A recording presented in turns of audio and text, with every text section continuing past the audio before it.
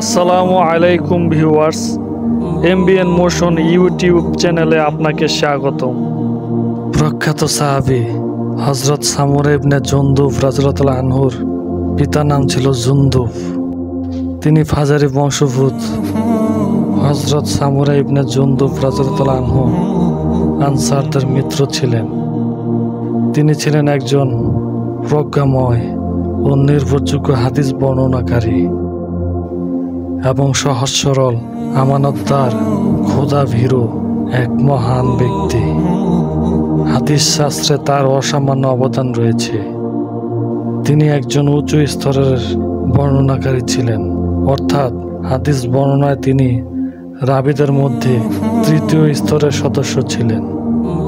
তিনি রাসূলুল্লাহ সাল্লাল্লাহু আলাইহি ওয়াসাল্লাম ও অন্যান্য সাহাবীদের নিকট থেকে মোট 123টি হাদিস বর্ণনা করেছেন।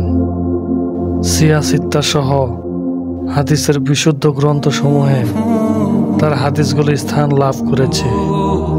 তার থেকে অসংখ্য সাহাবী ও তাবী হাদিস বর্ণনা করেছেন। হযরত জিয়াদ ইবনে লাবিদ রাদিয়াল্লাহু আনহু তাকে বসরার গভর্নর নিয়োগ করেছিলেন। হযরত জিয়াদ রাদিয়াল্লাহু আনহুর ইন্তেকালের পর হযরত মুয়াবিয়া তাকে কয়েক বছরে এই পদে বহাল রাখেন।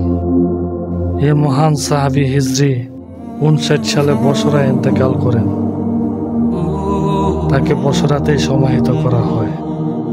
আল্লাহ তাআলা আমাদের সকলকে হযরত সামুরা ইবনে জুনদুব রাদিয়াল্লাহু আনহুর জীবনীর উপর আমল করার তৌফিক দান করুন, আমিন। আজকের সংক্ষিপ্ত আলোচনা এ পর্যন্তই।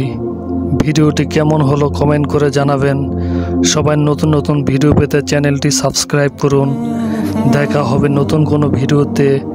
সবাই ভালো থাকেন, সুস্থ থাকবেন। আসসালামু আলাইকুম ওয়া রাহমাতুল্লাহ।